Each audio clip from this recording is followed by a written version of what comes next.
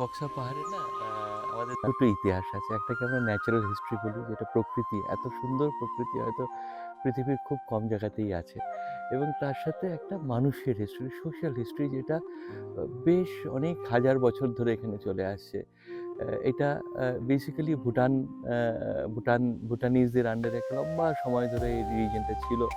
যখনই বাক্সা বলে যে জায়গাটা যেটা আমরা দেখি, সেটা হচ্ছে বাকসাং, মানে বাঘ যেখানে থাকে তার বাড়ি আর কি, বাঘের বাড়ি, সেখানে নিচে একটা লেক এবং একটা জোং ছিল। এই জোংটা খুবই বিখ্যাত জোং, যেখানে আমাদের পাসাখা যেটা রুল করা হতো, সেই পাসাখা রুলের আন্ডারে এই জোংটা একটা মেজর জোং ছিল। এবং আমরা দেখতে পাই যে এই জোংয়ের সামনে একটা সাবদ্রুং নাঙ্গিয়াল, যে আমাদের ভুটানকে তৈরি করেছিল, তার একটা মূর্তি কিন্তু সেই জোংয়ের সামনে ছিল। পরবর্তীকালে 1864 ডুয়ার্স ওয়ারের সময় আমাদের তখন যিনি কমান্ডার হায়দার আলী, উনি তখন এই মূর্তিটাকে ভেঙে এবং জোং থেকে সবাইকে জয় করে যখন পাঠিয়ে দেয়, ওই মূর্তিটা এশিয়াটিক সোসাইটিতে যায়। আমরা জানি 2016 সালে গভর্নমেন্ট অফ ইন্ডিয়া সেই মূর্তিটাকে আবার ভুটান গভর্নমেন্টকে একটা সম্পর্কের জন্য লোন দেওয়া হয়। পরবর্তীকালে এটা একটা মিলিটারি ক্যান্টনমেন্ট তৈরি হয়, যেখান থেকে ভুটান এবং আশপাশের জায়গার উপরে নজর রাখা হতো। এবং আরও পরবর্তীকালে এটা আমাদের স্বাধীনতা সংগ্রামীদের জন্য একটা জেল তৈরি করা হয়, কালাপানির মতো তৈরি করা হয়। এবং ধীরে ধীরে করে একটা সদর বাজার থেকে একটা বিজনেস, একটা জাঁকজমক একটা ছোট্ট পাহাড়ি বসতির থেকে আমরা দেখতে পাই যে এটা কী করে ধীরে ধীরে করে একটা ফরেস্ট ভিলেজ হয়ে ওঠে। এবং এখানে যারা ডুক্পা 1865 পরে আমরা জানি যে 14টা গ্রাম সিনচুলা ট্রিটির পরে, সিনচুলার ওই পারে যেরকম আমরা ভুটানকে দেখতে পাই, এই পারে সেরকম 14টা ডুক্পা গ্রাম থেকে গেছিলো।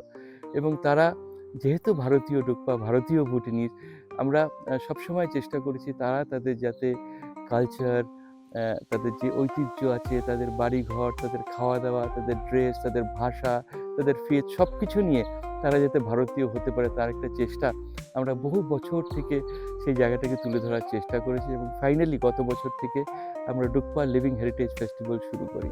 এবং এই লিভিং হেরিটেজ ফেস্টিভ্যালটা আমরা আমাদের বক্সা ফোর্টে শুরু করেছি গত বছর থেকে। গত বছর হয়েছে, এই বছর আবার হচ্ছে। এবং পৃথিবীর বিভিন্ন প্রান্ত থেকে মানুষ আসছে।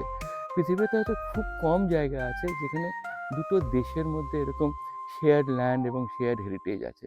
সেটাকে আমরা ধীরে ধীরে করে কী করে আমরা শুধু ভারতীয় ঐতিহ্য নয়, সেটাকে একটা গ্লোবাল, একটা ওয়ার্ল্ড হেরিটেজ কীভাবে আমরা তৈরি করতে পারি, এই ফেস্টিভ্যালটার সেলিব্রেশনটা বিশেষ করে সেই জন্য। এবং সেই দিকে আমরা এগিয়ে যাচ্ছি। আমরা দেখতে পাচ্ছি যে এটা অলরেডি একটা ভারতীয় ফেস্টিভ্যাল থেকে একটা এশিয়ান ফেস্টিভ্যাল হয়ে উঠেছে। এখানে আমাদের BIFA, Bhutan India friendship association, technically আমাদের সাথে খুব ক্লোজলি এখানে কাজ করছে, আমাদেরকে সাপোর্ট করছে। তার সাথে আমাদের district administration, Alipurduar district administration, তারা একটা বিশেষ করে তারা এটাকে মনে করছে যে এটা একটা মডেল গোটা পশ্চিমবঙ্গ, শুধু গোটা ভারতবর্ষের জন্য আমরা তৈরি করে উঠতে পারি। সেজন্য তারাও খুব ক্লোজলি সেটাকে কিন্তু সাপোর্ট করছে। তো এখানে আমরা এই 3 দিন ব্যাপী ফেস্টিভ্যালটা, আমাদের যেটা স্বপ্ন, সেটা ধীরে ধীরে করে কী করে 7 দিন করতে পারি। যে 3 দিন আমাদের বক্সা ফোর্টের সামনে একটা লেজেন্ডারি জায়গা, সেখানটায় হবে।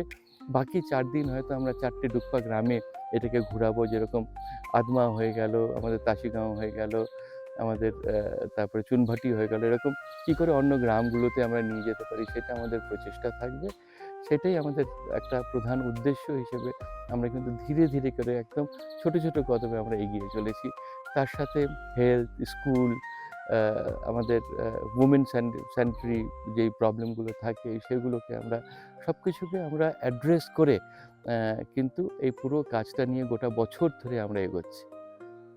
धेरै धेरै धन्यवाद मलाई इन्भाइट गरिदिनु भएकोमा। साथसाथ हाम्रो एक्ट राजदा र ओसिमज्यूलाई पनि धेरै धेरै धन्यवाद। कारण নমস্কার, আমি অনুজা সরকার, আমি আলিপুরদুয়ার থেকে এসেছি। আজকে বক্সা ফোর্টে একটা ডুকপা ফেস্টিভ্যাল সেলিব্রেট করা হচ্ছে। সেখানে আমি আছি আমার শোয়ের collection, Nepali traditional. Welcome Kuzuzangpo Drukpa living heritage festival 2025। তো আপনাদের দেখতে পাচ্ছেন যে আমরা বলতে আমি বক্সা বাসিন্দা। তো আমি এখান থেকে আমাদের এখানে যে পাখি পাওয়া যায়, সেই পাখির ছবিগুলো ইনস্টলে দিয়েছি। তো আমাদের এখানে আপনি বার্ডিং করতে আসবেন या তো পাখি দেখতে আসবেন, তাহলে আপনি নভেম্বর থেকে শুরু করে এপ্রিল অবধি আসতে পারেন।